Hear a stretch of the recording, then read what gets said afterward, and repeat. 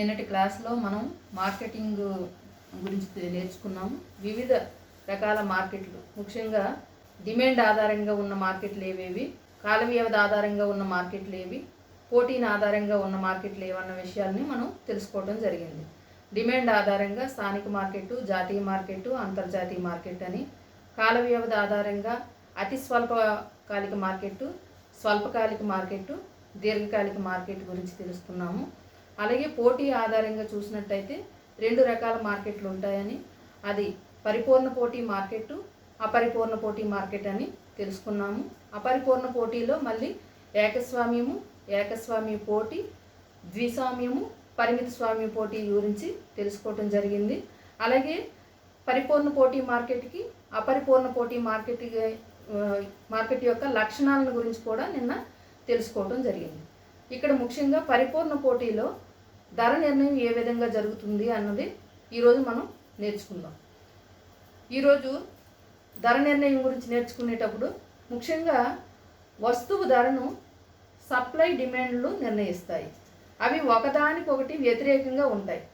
Demand supply ఎప్పుడు కూడా ఒకదానికి ఒకటి వ్యతిరేకంగా ఉంటుంది. అంటే డిమాండ్ ఎక్కువ ఉంటే సప్లై తక్కువ ఉంటుంది, సప్లై ఎక్కువ ఉంటే డిమాండ్ తక్కువ ఉంటుంది. ఆ విధంగా ఒకదానికొకటి ఇవి వ్యతిరేకంగా ఉంటాయి. ఎక్కడైతే డిమాండ్ సప్లై సమానం అవుతాయో ఆ ధరను మనము సమతుల్య ధర అంటాం. ఇది మీకు లెసన్ బిట్స్లో ఇస్తారు, సమతుల్య ధర అంటే ఏంటనేది. అప్పుడు మీరు డిమాండ్ సప్లై ఎక్కడైతే సమానం అవుతాయో ఆ ధరను సమతుల్య ధర అంటారని మీరు రాయవలసి ఉంటుంది. అలాగే సమతుల్య ధర వద్ద అమ్మకందారులు, కొనుగోలుదారుల మధ్య వస్తు విక్రయము జరుగుతుంది. అంటే ఇక్కడ అమ్మకందారుల మధ్య, కొనుగోలుదారుల మధ్య క్రయ విక్రయాలు అనేది ఈ సమతుల్య ధర వద్దే జరుగుతాయి. ఆ వస్తు రాశిని మనం సమతుల్య వస్తు రాశి అంటాం. అయితే సమతుల్య ధర వద్ద కొనుగోలుదారులు, అమ్మకందారులు ఎక్కడైతే వస్తు విక్రయం అనేది జరుగుతారో అక్కడ జరిగే వస్తు రాశిని మనము సమతుల్య వస్తు రాశి అంటాం. ఇది కూడా మీకు బిట్స్లో ఇస్తారు, సమతుల్య వస్తు రాశి అని దేన్ని అంటారని. ఒక నిర్ణీత కాలంలో వివిధ ధరల వద్ద వ్యక్తి కొనుగోలు చేసే వస్తు పరిమాణాన్ని వైయక్తిక డిమాండ్ అంటారు. ఈ ధరకు మార్కెట్లో కొనుగోలుదారులు ఏ పరిమాణంలో కొంటారో దాన్ని మార్కెట్ డిమాండ్ అంటారు. వస్తువు ధర తగ్గితే డిమాండ్ పెరుగుతుంది, ధర పెరిగితే కొనుగోలుదారులు తక్కువ డిమాండ్ చేస్తారు. ఉదాహరణకి మ్యాంగోస్ ఉన్నాయనుకుందాం. మ్యాంగోస్ 100 కిలోస్ కొనేటప్పుడు కిలో 100 రూపీస్ అనేసి ఉందనేసి అనుకుంటే ఒక వ్యక్తి ఫస్ట్ వెళ్ళి ఒక 100 కిలోస్ కావాలి అనేసి అనుకుంటే 100 రూపీస్ లెక్క తీసుకున్నారు. తర్వాత ఇంకో కొన్ని కిలోస్ కావాలంటే రేటు పెరిగి 200 రూపీస్ అనేసి అంటే మళ్ళీ తీసుకున్నారు. మరికొన్ని కిలోలు కావాలన్నప్పుడు 300 ఉండొచ్చు. అప్పుడు ఒక వ్యక్తి వివిధ ధరల వద్ద, అంటే 100కి కొన్నారు అదే వ్యక్తి నిర్ణీత కాలంలో, 200కి కొన్నాడు అదే వ్యక్తి నిర్ణీత కాలంలో, అలాగే 300కి కొన్నాడు. అంటే వివిధ ధరల వద్ద ఒకే వ్యక్తి కొనుగోలు చేసినప్పుడు ఆ కొనుగోలు చేసేదాన్ని వైయక్తిక డిమాండ్ అని మనం చెప్తాం. అలాగే వస్తువు ధర తగ్గితే డిమాండ్ పెరుగుతుంది, ధర పెరిగితే డిమాండ్ తగ్గుతుంది. అలాగే ఉత్పత్తిదారులు ఎంత పరిమాణంలో వస్తువు అమ్మడానికి సంసిద్ధత వ్యక్తం చేస్తారో దానిని మార్కెట్ సప్లై అంటాం. ఇక్కడ ముఖ్యంగా ఉత్పత్తి చేసిన వాళ్ళు ఎవరైతే ఉన్నారో వాళ్ళు ఎంత పరిమాణంలో ఆ వస్తువుని అమ్మడానికి సంసిద్ధత వ్యక్తం చేస్తున్నారు, అంటే ఆ రోజుకి ఎంత వ్యక్తం చేస్తున్నారో, సంసిద్ధంగా ఉన్నారో దాన్ని మనం మార్కెట్ సప్లై అంటాం. ధర పెరిగితే సప్లై పెంచడం, ధర తగ్గితే సప్లై తగ్గించడం చేస్తుంటారు. ఎవరైతే ఉత్పత్తిదారులు లేదా అమ్మకందారులు ఉన్నారో వాళ్ళు ఈ విధంగా ధర కానీ పెరిగిందనుకోండి సప్లై పెంచుతుంటారు, ధర తగ్గిపోతే సప్లై అనేది తగ్గించడం అనేది జరుగుతుంది. అయితే ఇది సమతుల్య ధర ఏ విధంగా మనం తెలుసుకుంటాం అన్నది పటం ద్వారా మనం చూద్దాం. ముఖ్యంగా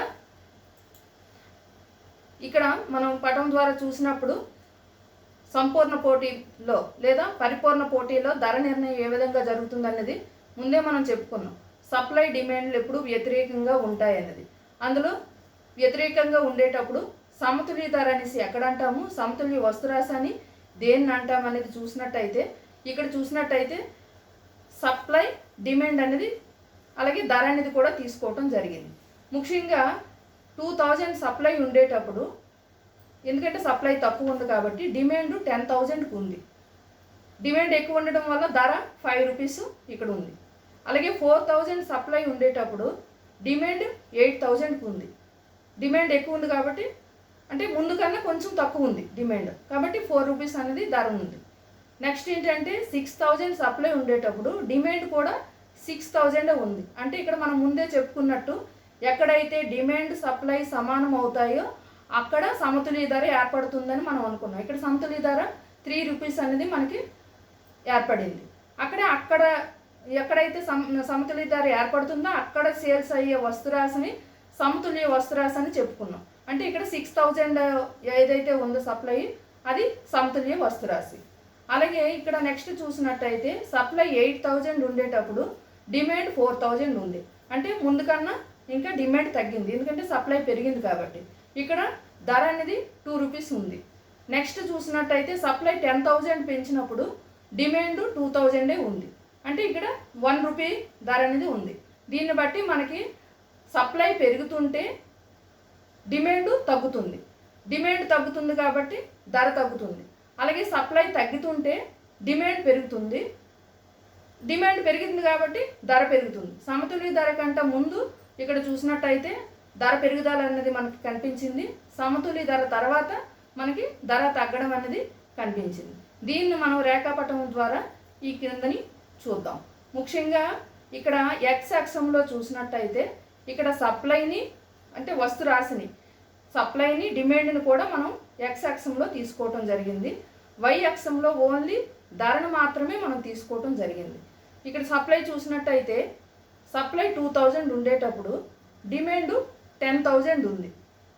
అక్కడ ధర 5 రూపీస్ ఉంది. అలాగే సప్లై 4000 ఉండేటప్పుడు డిమాండ్ 8000 ఉంది, ధర 4 రూపీస్ ఉంది. అలాగే సప్లై 6000 ఉండేటప్పుడు డిమాండ్ కూడా 6000 ఉంది. ఇక్కడ సమతుల్య ధర అనేది ఏర్పడింది, 3 రూపీస్ అనేది ధర ఏర్పడింది. ఇక్కడ అమ్మే వస్తువులు సమతుల్య వస్తురాశి అని కూడా మనం ముందు చెప్పుకున్నాం. అలాగే నెక్స్ట్ చూసినట్టయితే సప్లై 8000 ఉండేటప్పుడు డిమాండ్ 4000 ఉంది. ఇక్కడ సప్లై పెరిగింది కాబట్టి డిమాండ్ తగ్గింది, ధర 2 రూపీస్కి చేరింది. నెక్స్ట్ చూసినట్టయితే సప్లై 10,000 పెరిగింది, డిమాండ్ 2000కి తగ్గింది, ధర కూడా 1 రూపీకి తగ్గింది. ఇక్కడ మనం చూసినట్టయితే సమతుల్య ధర ఏదైతే ఉందో సమతుల్య ధర తర్వాత సప్లై పెంచినప్పుడు మనకి ధర అనేది తగ్గింది. సమతుల్య ధరకి ముందు సప్లై తక్కువ ఉంది కాబట్టి డిమాండ్ అనేది ఎక్కువ కనిపించింది మనకి ఈ గ్రాఫ్లో. నెక్స్ట్ చూసినట్టయితే మనం సప్లై డిమాండ్లలో మార్పులు ఏ విధంగా వస్తాయనేది చూద్దాం.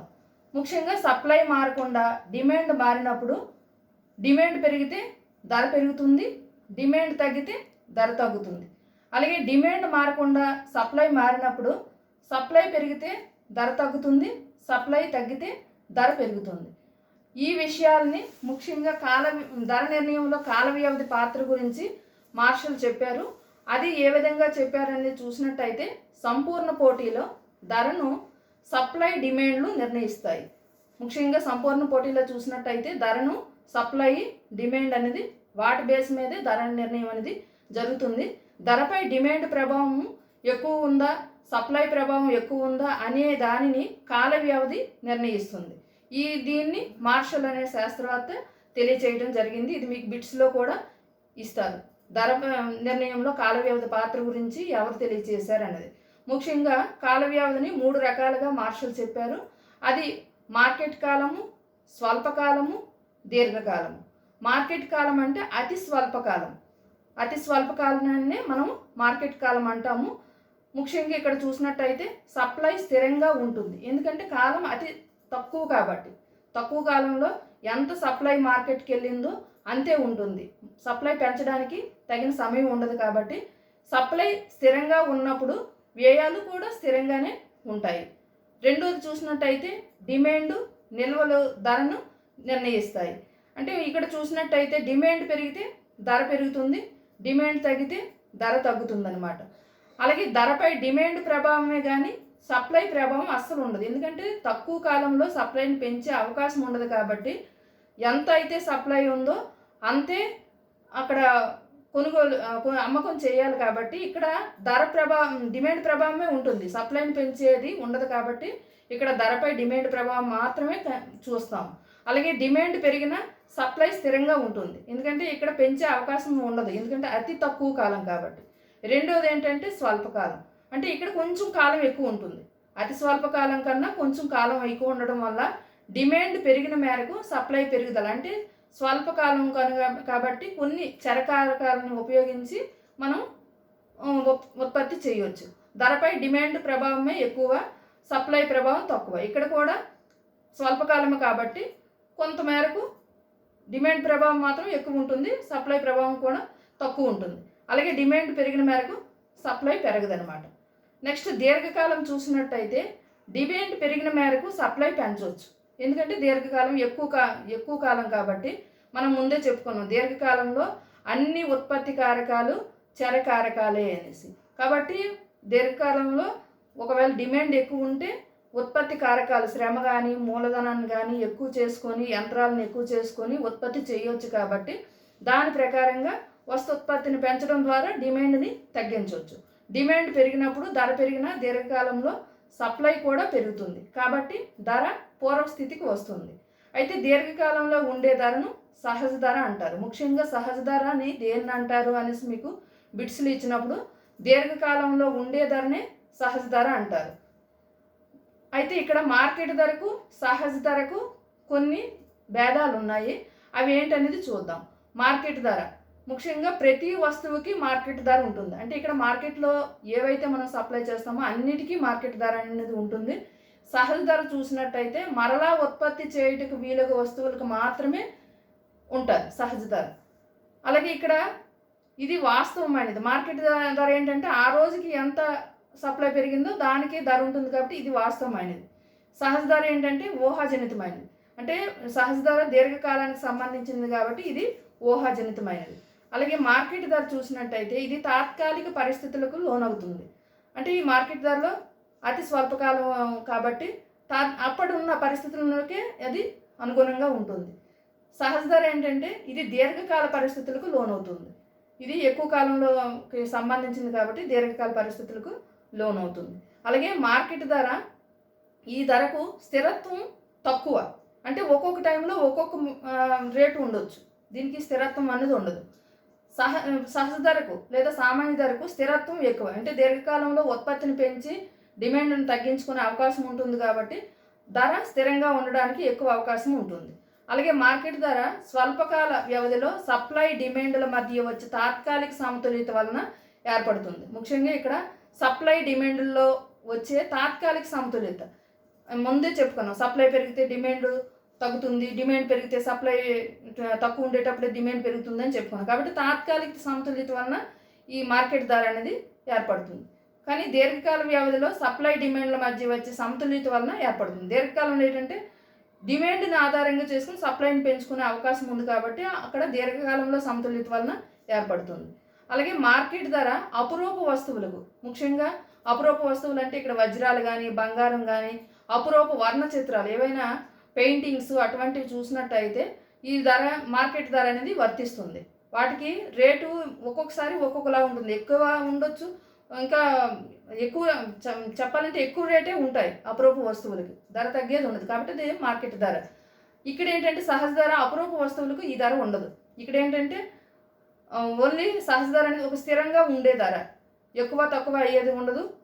నెక్స్ట్ ఏంటంటే ఒక కాన్స్టెంట్గా ఉంటుంది. ఇక్కడ మార్కెట్ ధర ఏంటంటే ఇది డిమాండ్ వలన ఎక్కువగా నిర్ణయించబడుతుంది. మార్కెట్ ధర డిమాండ్ మారుతుంటే ధర మారిపోతుంటుంది. ఇక్కడ సహజ ధర సప్లై వలన ఎక్కువగా నిర్ణయింపబడుతుంది. ఇక్కడ సప్లై పెంచినప్పుడు ధర మీద ప్రభావం అనేది ఉంటుంది. నెక్స్ట్ మార్కెట్ ధరలో ఉత్పత్తి వ్యయం కంటే మార్కెట్ ధర హెచ్చుగా లేదా తక్కువగా ఉంటుంది. ఇక్కడ ఉత్పత్తి వ్యయం కంటే మార్కెట్ ధర ఎక్కువ ఉండొచ్చు, ఒక్కోసారి తక్కువగా ఉండొచ్చు. ఇక్కడ సహజ ధరలో చూసినట్టయితే ఎల్లప్పుడూ ఉత్పత్తి వ్యయానికి సమానంగా ఉంటుంది. ఇక్కడ ఏంటంటే సహజ ధర ఉత్పత్తి వ్యయం ఎంతైతే ఉందో దాన్ని బట్టి రేటు నిర్ణయించడం అనేది జరుగుతుంది, దానికి సమానంగా ఉంటుంది. అలాగే మార్కెట్ ధరలో దీనిపై ఉత్పత్తుల ప్రయోజనం ప్రభావం ఎక్కువ, అంటే ఇక్కడ ఉత్పత్తులు ఏవైతే ఉన్నాయో వాటి ప్రయోజనం యొక్క ప్రభావం అని ఎక్కువ ఉంటుంది. దీనిపై ఉత్పత్తి వ్యయాల ప్రభావం ఎక్కువ. ఎందుకంటే దీర్ఘకాలంలో ఉత్పత్తి ఏదైతే చేస్తున్నారో దానికి వ్యయాలు కూడా ఒక్కోసారి దీర్ఘకాలంలో డిమాండ్ ఎక్కువ ఉందంటే ఎక్కువ చేయొచ్చు, డిమాండ్ తక్కువ ఉందంటే తక్కువ చేయొచ్చు. ఎక్కువ చేసినప్పుడు యంత్రాలు ఇవన్నీ ఎక్కువగా ఉపయోగించడం వలన అప్పుడున్న రేట్లు బట్టి, ఉత్పత్తి కారకాలకు ఉన్న రేట్లను బట్టి అక్కడ రేటు నిర్ణయం అవుతుంది. కాబట్టి వ్యయాల ప్రభావం దీర్ఘకాలంలో ఎక్కువగా ఉంటుంది. ముఖ్యంగా ఇక్కడ సప్లై మారకుండా డిమాండ్ మారినప్పుడు ఏ విధంగా ధరలో ప్రభావం చూపిస్తుంది అనేది చూసినట్టయితే ఈ గ్రాఫ్లో ఇక్కడ మనం సప్లై అనేది స్థిరంగా ఉంటుంది, సప్లై మారదు, ఓన్లీ డిమాండ్లోనే మార్పు అనేది వస్తుంది. ఇక్కడ మనం చూసినట్టయితే ఓఎం అనేది సప్లై స్థిరంగా ఉంటుంది, అది క్యూపి అనేది ధర, అక్కడ సమతుల్య ధర అనేది మనం చెప్పవచ్చు. అలాగే సప్లై స్థిరంగా ఉంది కానీ డిమాండ్ మారినప్పుడు, డిమాండ్ సప్లై స్థిరంగా ఉన్న డిమాండ్ తక్కువ ఉందనుకోండి, అప్పుడు ధర తక్కువ ఉంటుంది. అంటే Q1 నుంచి P1 అనేది ధర తక్కువ ఉంటుంది డిమాండ్ తగ్గినప్పుడు. అలాగే డిమాండ్ పెరిగింది, D1 నుంచి D1కి పెరిగినప్పుడు డిమాండ్ అనేది Q2 నుంచి P2 అనేది, Q2 అనేది ఇక్కడ మనకి Q2 అనేది ఉంది, అలాగే P2, ఈ రెండు ధర పెరిగింది. ఇది మనకి సప్లై స్థిరంగా ఉండి డిమాండ్లో మార్పు వచ్చినప్పుడు ఇది సమతుల్య ధర. Q నుంచి P1 అనేది సమతుల్య ధర. ఉదాహరణకి ఇక్కడ మ్యాంగోస్ ఉన్నాయి, మీకు 100 కిలోస్ మ్యాంగోస్ ఉన్నాయి అనుకుంటే 100 కిలోస్ మ్యాంగోస్ అనేది స్థిరంగా ఉన్నది, సప్లై స్థిరంగా ఉంది. కానీ డిమాండ్ తక్కువ ఉందనుకోండి, 100 కన్నా ఒక 50 కొనుగోలుదారులు ఉంటే అప్పుడు ధర తక్కువ ఉంటుంది. కానీ 100 కిలోసే సప్లై ఉంది, డిమాండ్ మాత్రం 150కి ఉంది, అప్పుడు మీకు ధర అనేది ఎక్కువ ఉంటుంది. ధర పెరిగి ఇక్కడ మీకు Q2 P2 అనేది ధరగా మనం చూపించడం జరిగింది. అలాగే ఇక్కడ డిమాండ్ చూసినట్టయితే ఇక్కడ సప్లై కంటే డిమాండ్ ఎక్కువ ఉంది, ఇక్కడ డిమాండ్ సప్లై సమానంగా ఉన్నాయి, ఇది సమతుల్య ధర. డిమాండ్ సప్లై ఎక్కడైతే సమానం ఉంటాయో దాన్ని మనం సమతుల్య ధర అంటాం. ఇదేంటంటే సప్లై కంటే డిమాండ్ తక్కువ ఉంది, అంటే Q1 P1 అనేది మనం చూపించినట్టయితే ఇక్కడ ధర తక్కువ ఉంది. ఇది సప్లై మారకుండా డిమాండ్ మారినప్పుడు ఏ విధంగా ధరపై ప్రభావం చూపిస్తుంది అనేది మనం ఇప్పుడు తెలుసుకుందాం. అలాగే డిమాండ్ మారకుండా సప్లైలో మార్పులు వచ్చినప్పుడు సప్లై వ్యాకోచత్వం అంటాం. ముఖ్యంగా ఇక్కడ చూసినట్టయితే X అక్షం మీద సప్లైని డిమాండ్ని తీసుకున్నాము, Y అక్షం మీద ధరను తీసుకోవడం జరిగింది. ఇక్కడ మనము డిమాండ్ మారలేదు, డిమాండ్ అనేది ఒక ఉదాహరణకి 100 ఉందనుకోండి, డిమాండ్ 100కి మనకి సప్లై 100 ఉంటే అక్కడ మనకి సమతుల్య ధర అనేది మనం చెప్పవచ్చు. అంటే ఓఎం అనేది సప్లై అయినప్పుడు డిమాండ్ కూడా అంతే ఉంది, ఆ రెండు ఈక్వల్గా ఉన్నాయి. ఓపి అనేది మనకి సమతుల్య ధర, అంటే supply equal to demand, S equal to D అనేది. అలా కాకుండా సప్లై తగ్గింది అంటే O2 M2 అనేది మనం సప్లైగా అనుకుంటే డిమాండ్ చూసినట్టయితే మనకి ఎక్కువ ఉంది, సప్లై తక్కువ ఉంది. కాబట్టి మనకి O2 P2 అనేది మనకి ధర పెరిగింది. ఇక్కడ ఉదాహరణకి 100 నుంచి 50 మనకి సప్లై ఉంటే మనకి ధర పెరుగుతుంది. అలాగే 100 నుంచి 150 అనేది సప్లై ఒకవేళ పెరిగింది అనుకోండి, సప్లై పెరిగితే డిమాండ్ తగ్గుతుంది కాబట్టి ధర కూడా తగ్గుతుంది. ఇక్కడ మనము O1 M1 అనేది సప్లైగా తీసుకుంటే O1 P1 అనేది మనకి ధరగా తీసుకోవచ్చు. అంటే ఇక్కడ ధర తగ్గడం అనేది చూపించాము. దీన్ని డిమాండ్ మారకుండా సప్లైలో మార్పులు వచ్చినప్పుడు సప్లై వ్యాకోచత్వం అని మనం చెప్తాం. Okay, thank you. రేపు మార్కెటింగ్ పనుల గురించి మనం తెలుసుకుందాం.